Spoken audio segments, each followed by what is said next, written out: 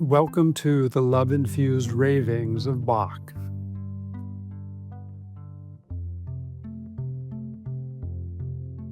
What am I?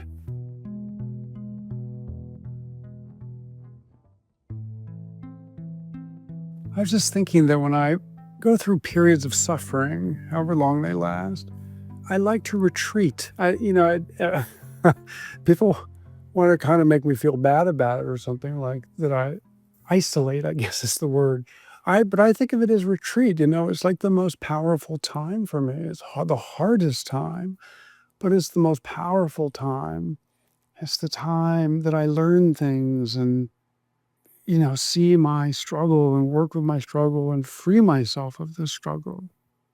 And it takes the turn in during those times. And yeah, that's how I work on myself as I retreat. And it works for me. I mean, in my opinion, maybe in others, it's not, doesn't work for them, or they don't think it's working for me. But it feels to me that it works. I like that process. It's hard, but it's hard either way. It's hard also not to isolate and it's easy to take on that identity of the sufferer when you go out there with your story. It's like you go through some hard times and okay, I got my story now. And you go out in the world and for the next however many months or years, that's what you're talking about. And that's that's problematic too, right? I mean, that's problematic in a different way, but neither one's problematic. Right now, I don't feel ashamed of it or that it's wrong, right? It's my way of retreating. I don't know if there's like, well, it's too much or too little. I don't know what the gradations are of what's healthy and what's unhealthy, which is also just this absurd term about anything like that. Who the hell is anyone to say what's healthy for me from a bigger picture? I mean, that's why we have to give people so much space. Obviously, there's laws and rules and courtesies and decencies, but, to give people the space to just act the way they act, to live their lives, to go into these periods of retreat and suffering when they need to. Even in myself, I know that it's necessary for me to go on these retreats and to work on myself, if that's what I'm interested in. That's what I'm interested in, right? What I'm interested in mostly is being free. So it would make sense that I would go through these periods where I need to work on myself. And they don't always happen. It's not like they're planned.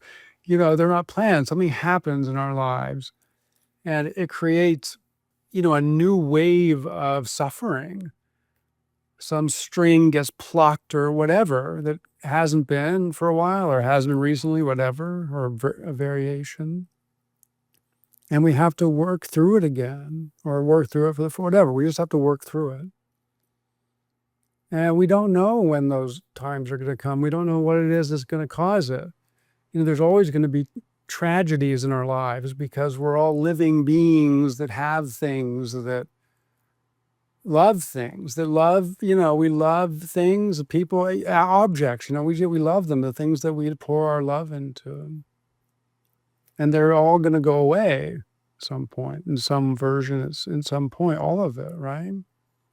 Either they're leaving us or we're leaving them or by dying or moving or, one or the other and all of those things. And we're going to lose it all. So my God, like to have the courage to love anything fully, knowing there is no doubt, it's unquestionable that it will go away, that you'll lose it at some point. Including our lives, right? Which that's the spiritual search, that's the spiritual question. Am I this body? Is this my life? Is it just this? Not just, but I mean, is it this? Is this the whole thing? Is this the whole enchilada? I'm born, I live, I die. Maybe. Find out, right? That's the spiritual search. We find out not from someone else's answer, not from some scripture, from some wise man. Great, they can all give us pointers, but we have to find out for ourselves. right? What is it that's true? What am I? What is life? What is really, who am I, right?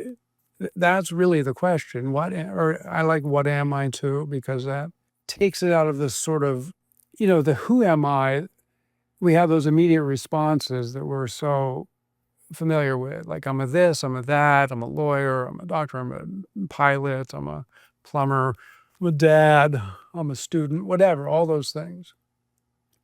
So if someone says the spiritual search is, can be crystallized into one question, who am I?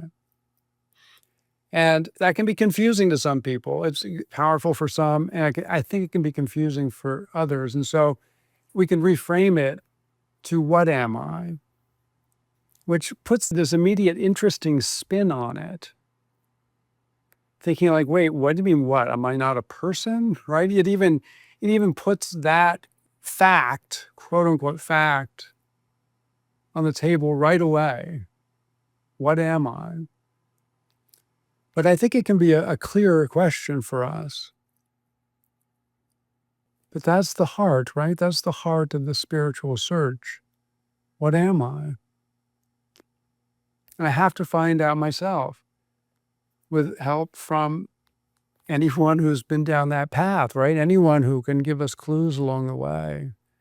That's who I want help from everybody who's been there, or at least anybody who's just ahead of me. So how does that make you feel, when you think, wow, that's the heart of the search. What am I? What is this? But even that kind of takes us out of ourselves, was it's like, what am I? What is my experience of now? What's happening right now? Without thought, what's happening right now? If you can't think about right now, how do you understand it, right? How do you notice it? How do you feel it? What is now to you without thought? Right? The mind's quiet. We're not trying to figure out now. We're just looking into this sort of little tickling puzzle piece. What is now like with a quiet mind? And after you ask that, really don't look for any answer, even if what you might think is a silent, just don't look. I just give up looking for the answer to that. Just ask yourself and then let everything go.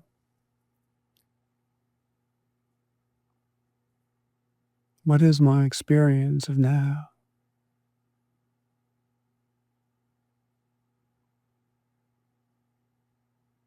Am I any different from now?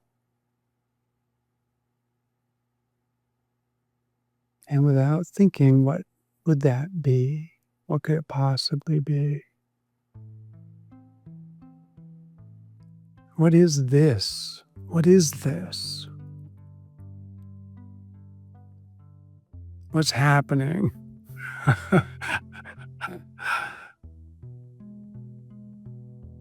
Right? Like just this pulsating now.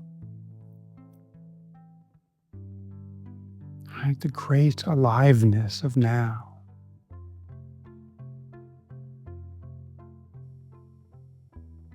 It's like, how can it be and how can it not be?